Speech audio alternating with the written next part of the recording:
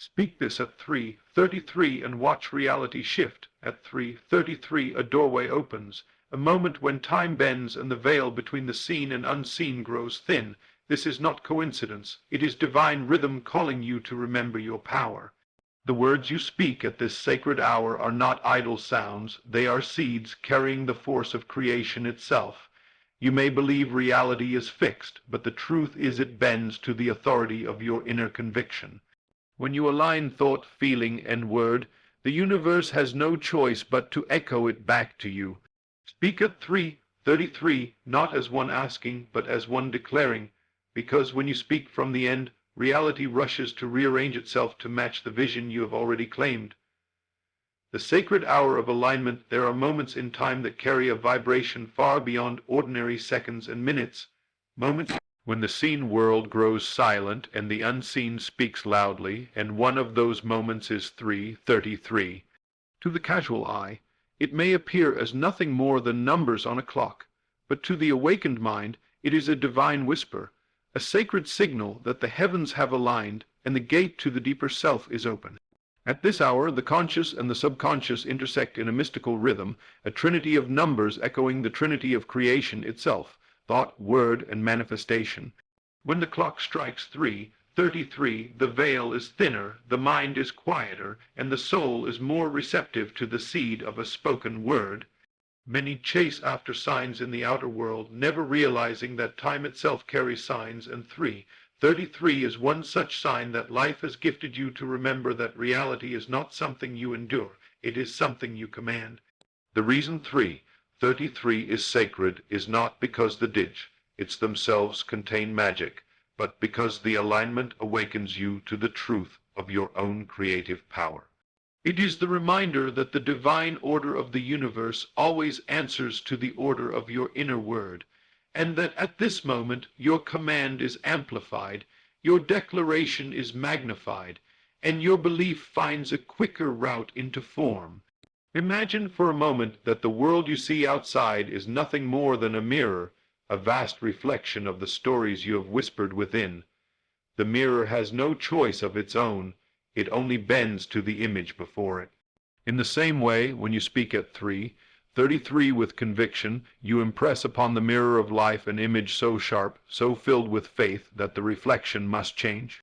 This is why the ancients guarded certain hours, rising in the stillness to speak their desires into existence, because they understood that when the world sleeps, the gates of the subconscious stand wide open, ready to receive command.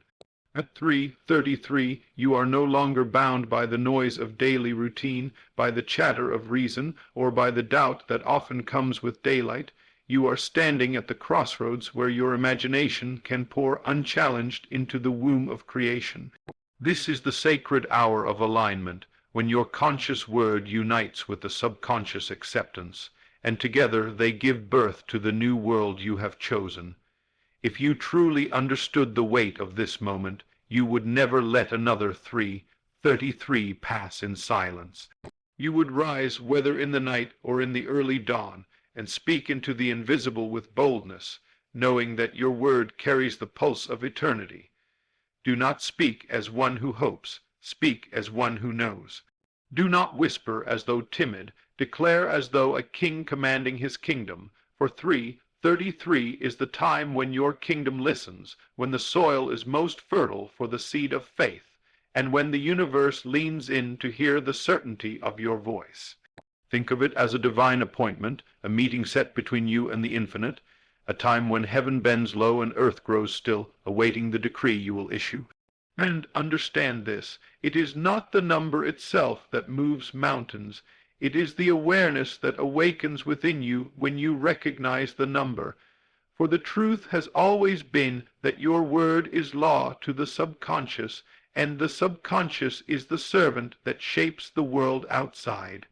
But at 3:33 the servant hears more clearly, the command is written more deeply, and the world responds more swiftly. This sacred hour is not given to you so that you might waste it in idle thought or fearful worry. It is given so that you might rise into remembrance that you are the one shaping the clay of life. Many will pass 3:33 33 with weary eyes and never see its significance, but to the chosen who recognize the call, it becomes the key to unlock doors that once seemed sealed shut. Every great change in your life begins with a word spoken and believed, and when you align that word with the sacred hour of 3:33, you harness the current of divine timing.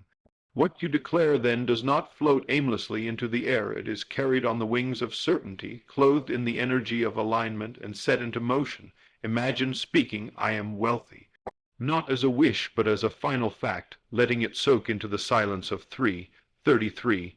The outer world will conspire to make it so. Imagine saying, "I am loved," and feeling the warmth of love settle in your chest at that very moment. Soon, the reflection will meet you in flesh and circumstance. Imagine declaring, "I am healed," and not as one begging for relief, but as one stepping into health already won, and watch how the body bends to that command. This is the gift of 3:33, the reminder that your word carries power, that time itself can be a vessel for transformation, and that reality must shift when inner conviction is poured out in spoken declaration. So do not let this hour pass without planting the seed. Do not say tomorrow, do not wait for signs. The sign is already here, glowing in numbers across the clock. Let 3:33 be your altar, your temple, your meeting place with the infinite. Speak with faith, feel with certainty, and know without doubt that what is spoken in the sacred hour of alignment will soon echo in the corridors of your daily life. For you are not waiting on reality to shift, reality is waiting on you to speak. The creative power of the spoken word, the universe was not built by hands, nor carved by stone tools, but by the word, spoken, declared, and believed into being. And in the same way, your world today is shaped, not by chance or circumstance, but by the words you continuously release into the atmosphere of your imagination. Every word carries within it a seed, a vibration, a hidden image that clothes itself in form. And when you speak, you are not merely producing sounds. You are setting invisible forces into motion that rearrange the very structure of reality. This is the reason why speech holds such power, for the spoken word is the bridge between thought and manifestation, the passageway through which the unseen becomes visible.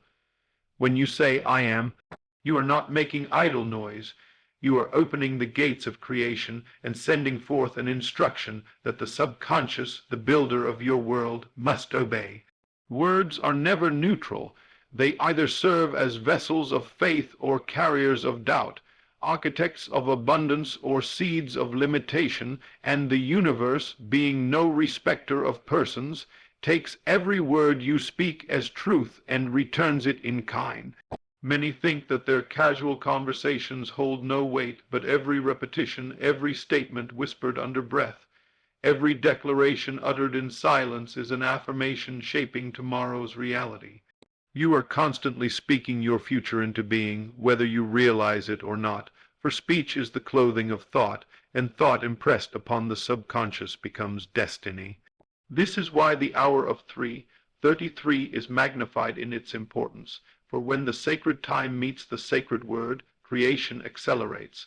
Yet understand this, it is not enough to speak idly, nor to repeat phrases without conviction.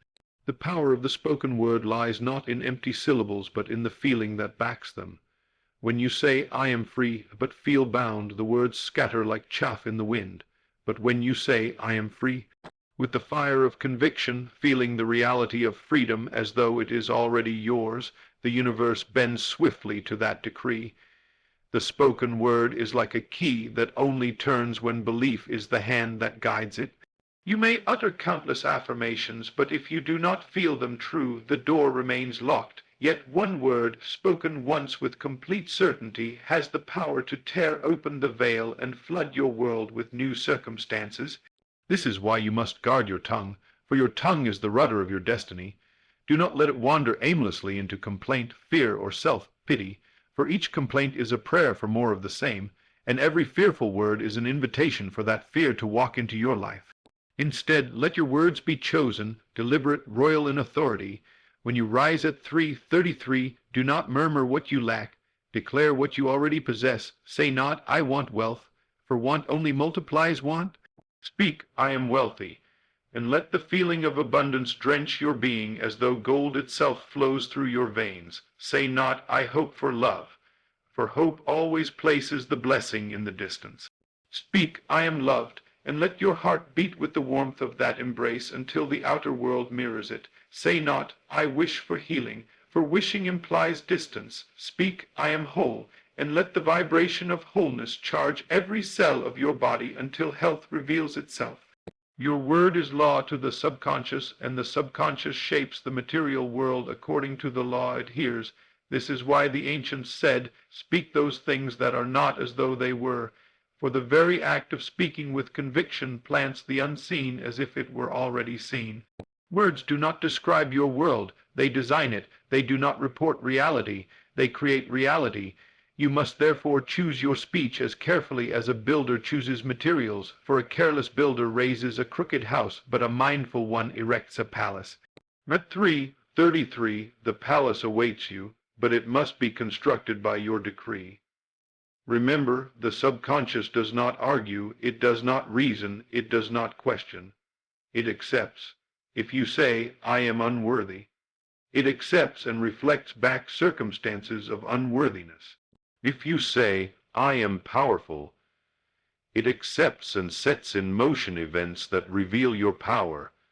The difference between bondage and freedom lies on the tip of your tongue. To grasp the creative power of the spoken word is to hold the scepter of kingship, to know that your mouth is the throne from which your world is governed. The outer world is merely an obedient servant waiting for your command. And yet so many use this power against themselves, not realizing that their constant complaints, their repeated confessions of lack, are nothing more than affirmations drawing those very conditions closer. You must rise above this unconscious use of language and step into deliberate speech. You must treat every word as sacred, every declaration as law, every utterance as prophecy, for indeed your words are prophetic, they summon tomorrow into today.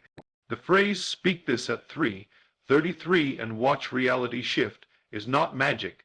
It is a reminder that the hour is ripe, your power is present, and your words are the spark that sets the shift aflame. Reality has no choice but to bow to the authority of a word spoken in faith. The question is not whether your words will shape your world. They always do. The question is whether you will speak deliberately, with wisdom and certainty, or recklessly, with doubt and fear. Choose the former, and you will discover that the universe bends eagerly to your voice. Choose the latter, and you will continue to live in a world of unintended manifestations.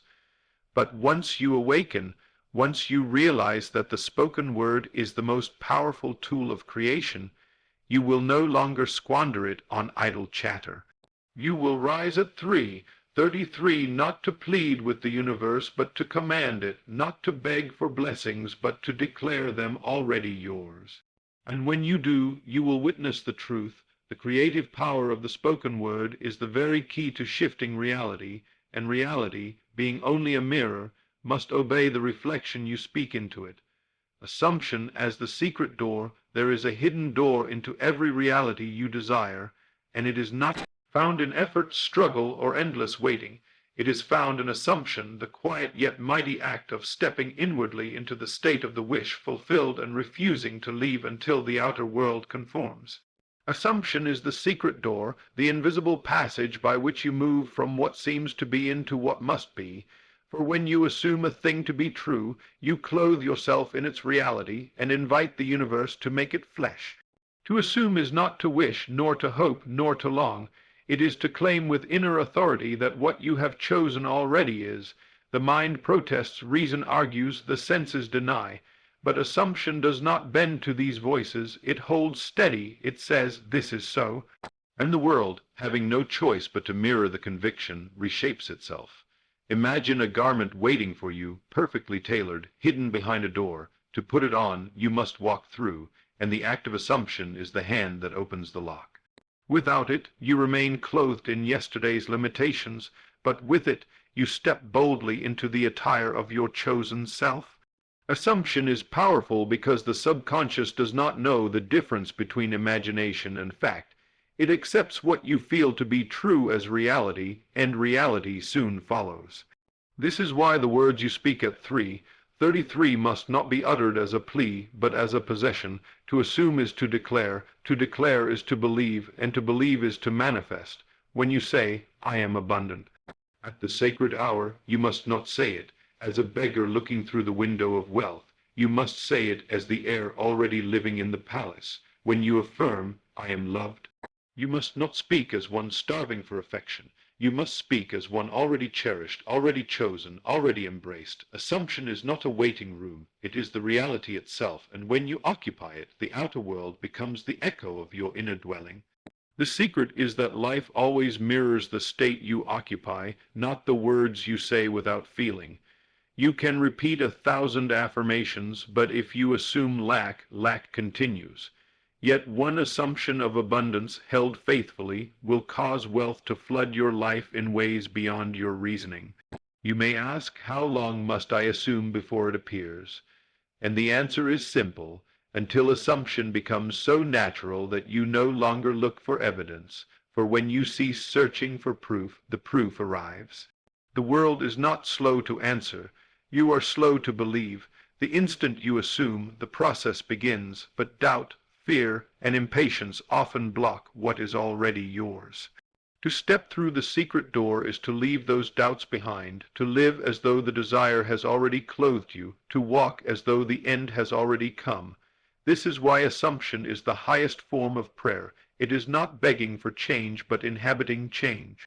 The one who assumes I am healthy does not check the body every moment for signs. He walks as health itself, and soon the body must conform.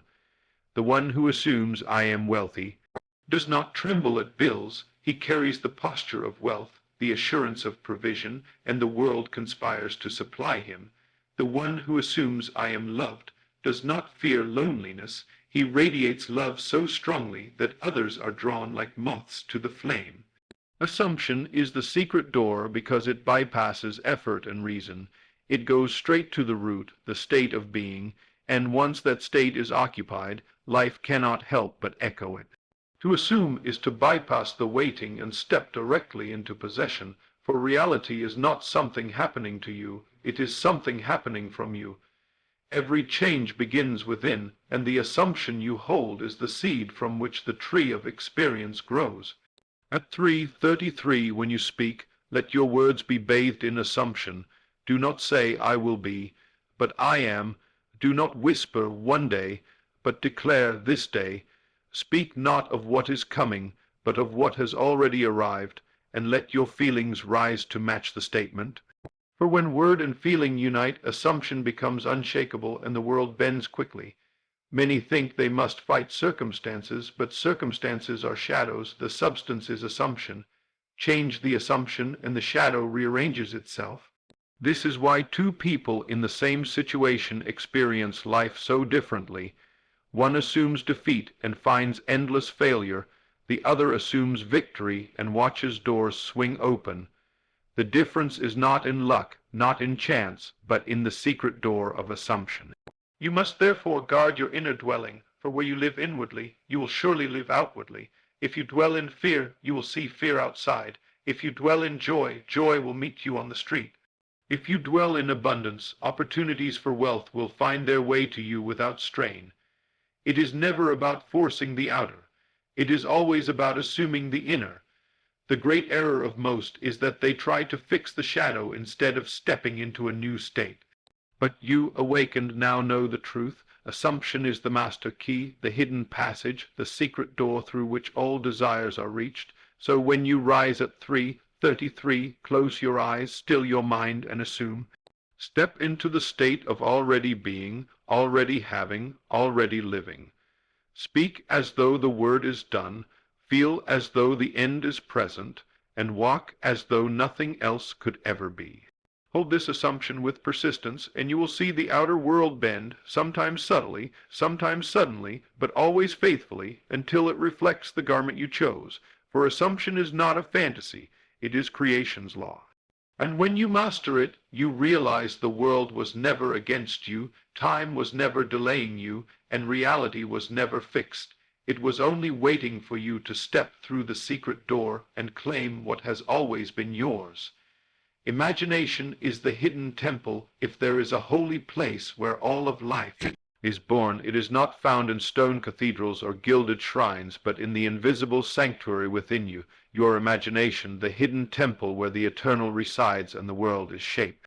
Everything you now call reality first existed in this unseen temple, conceived in thought, carried in feeling, and then delivered into the outer world as experience.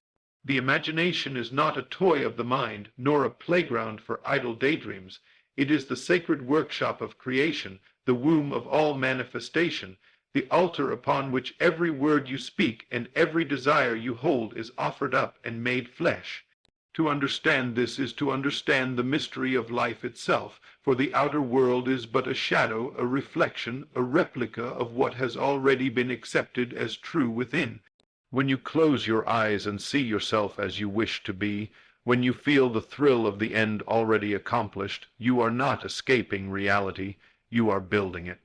And when you open your eyes again, life begins to rearrange itself, people begin to move, circumstances begin to shift, all to mirror the image you planted in the hidden temple. At 3:33, when the hour of alignment arrives, your imagination becomes even more potent, for the noise of the day is quiet, the gate of the subconscious is ajar, and your inner images are received with heightened power. But understand this clearly, the imagination must not be approached with half-belief, as though it were a mere fantasy. It must be honored as the very place where the divine and the human meet. To imagine is to pray, to imagine is to decree, to imagine is to set into motion the unseen hand that moves mountains. Many have spent years in outward struggle, pushing against walls, chasing opportunities, begging for change, all the while ignoring the secret power within them. They walk past the temple daily and never step inside. They live in lack because they imagine lack. They live in fear because they imagine fear. They live in bondage because they imagine chains. But those who awaken, those who recognize imagination as the hidden temple, cease struggling outwardly and begin creating inwardly, and as they do, their outer life bends in reverence to their inner vision. Consider this: no architect builds a house without first imagining the design, no composer writes a symphony without first hearing the melody within, no inventor brings forth a device without first envisioning it in the silence of the mind.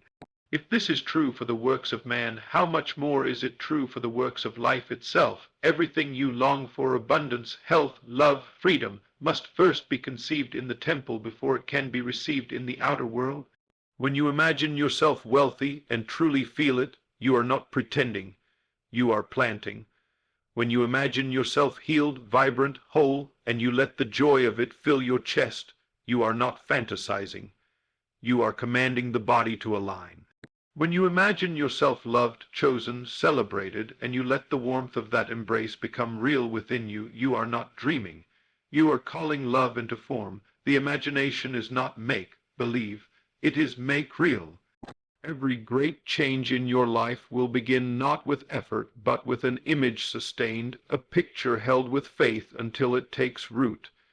The danger is not in imagination itself, but in unconscious imagination, for most people imagine unconsciously and then complain about the results. They rehearse fears in the temple and wonder why fear arrives at their door. They imagine lack, seeing themselves constantly in struggle, and then they marvel that money never stays. They replay betrayal in their mind and then attract unfaithful companions. Life cannot help but echo what is conceived within, for the temple is the source. This is why you must learn to enter the temple deliberately, consciously, and reverently. At 3:33, when you close your eyes and speak your word, let your imagination be the place where the word is made flesh. See yourself already living the life you desire, not as a distant hope, but as a present fact. Feel it, embody it, breathe it until it becomes more real than the outer shadows. And once you've seen it in the temple, walk in the outer world as though it were already so. Do not check the ground to see if the seed has sprouted. Trust the soil, for the soil is faithful. In time, what you planted in imagination will rise in reality, for it has no choice. The hidden temple is law. This is why, when you hear the phrase "speak this at 3:33," you must understand that the words are only the surface. The true magic lies in the image those words create in your imagination. To say "I am wealthy" without imagining wealth is powerless, but to say "I am wealthy" and see yourself living in abundance, to feel the freedom of bills paid, to taste the sweetness of overflow, that is creation. To say "I am healed" without feeling health is empty, but to say "I am healed" while seeing yourself running, laughing, vibrant, whole, that is power. To say "I am loved" without embodying love is hollow, but to say "I am loved" while feeling the arms of affection already around you, that is reality in motion. Your imagination is the hidden temple where all these decrees are received, and the world outside is the temple's outer court, where the inner offerings are displayed. The more you honor this temple, the more sacred your life becomes, for you will cease bowing to circumstance and begin bowing to the vision within. You will no longer be shaken by what appears outside, because you know appearances are only shadows of past imaginations. You will live in the confidence that no matter what today shows, tomorrow will reflect the seed you plant now, and the more faithful you are to the vision, the quicker the reflection will change. The temple is always open, but 3:33 is the hour when its silence is deepest, its power most accessible, its walls most receptive. Enter then with reverence, with boldness, with clarity, and never leave without placing your desire upon the altar of imagination. See it, feel it, claim it, and when you open your eyes, carry the certainty with you as though nothing could shake it.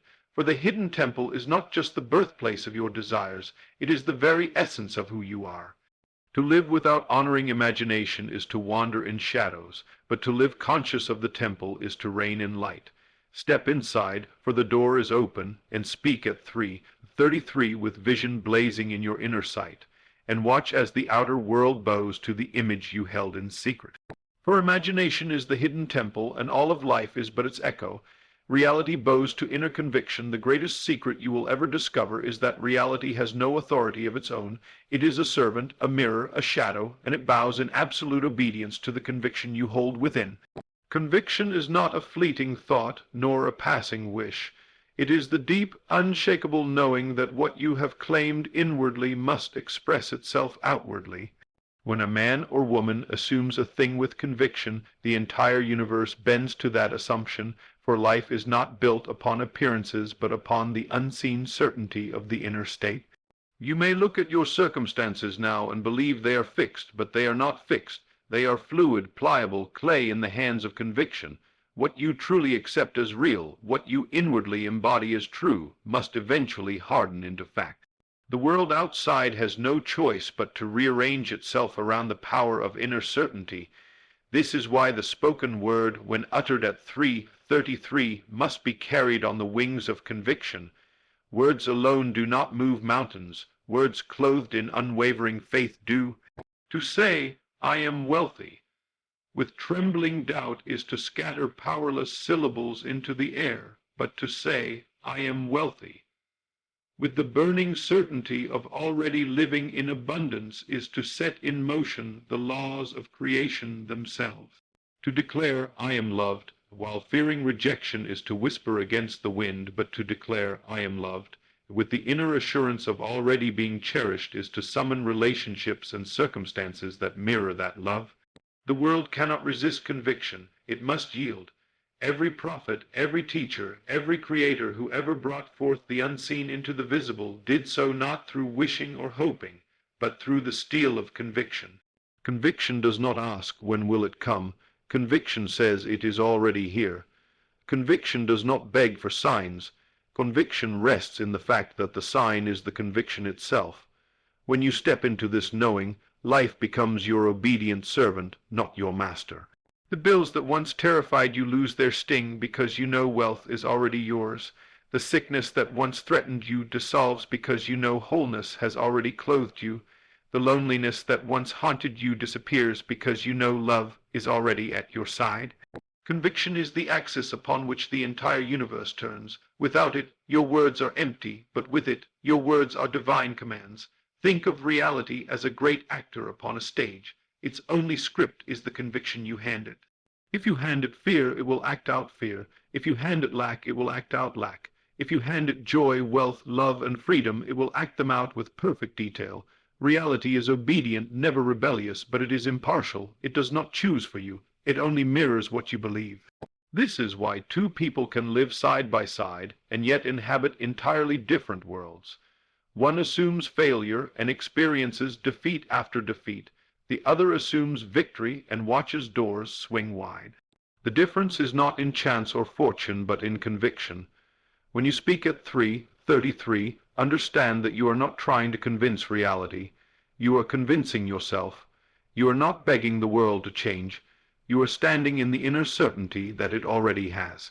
Conviction is the seed, and reality is the soil. The seed determines the harvest, and the soil cannot refuse it. Once you accept this, you will never again live at the mercy of circumstances. You will know that every circumstance is the echo of an old conviction, and every new conviction is the seed of tomorrow's reality. So when you rise at 3:33, speak with authority, not hesitation. Declare with finality, not with doubt. Let your words be clothed in the fire of inner knowing, and reality will bow. Say, I am abundance, and walk as abundance itself, and soon abundance will meet you at every turn. Say, I am whole, and carry yourself as health itself, and soon the body will obey. Say, I am chosen, and rest in the joy of already being loved, and soon the world will send evidence of that love. Conviction is the bridge between the invisible and the visible, and the moment you cross it, the invisible rushes forward to greet you. The only thing that delays your desire is wavering between belief and doubt, between conviction and hesitation. But once you choose, once you stand firm, once you refuse to be moved, the world has no power to resist you. It must rearrange itself in perfect alignment with the state you occupy. This is why it has always been said that faith as small as a mustard seed can move mountains, for it is not the size of the faith but the certainty of it. One tiny seed of absolute conviction outweighs 1,000 scattered wishes. One spoken word of certainty at 3:33 outweighs hours of fearful prayers. The universe responds not to your many words, but to your inner knowing. And here lies the great freedom. You need not fight the outer world. You need not beg, plead, or chase. You need only to stand in conviction, and the outer world will bow. This is the law, and it is unbreakable. So guard your convictions with diligence, for they are the masters of your destiny. If you believe in lack, lack will follow you faithfully. If you believe in failure, failure will never leave your side. But if you believe in abundance, abundance will chase you down. If you believe in love, love will overflow your life. If you believe in health, vitality will spring forth like water from a hidden well. Conviction is the king within, and reality is its obedient subject. At 3:33, when you speak, let your inner king rise, let your decree be final, let your voice carry the weight of already being. Do not test the waters, step fully into them. Do not hope lightly, declare boldly, do not waver, stand firm, and when you do, you will see the truth revealed. Reality bows to inner conviction, and once you master conviction, you master life.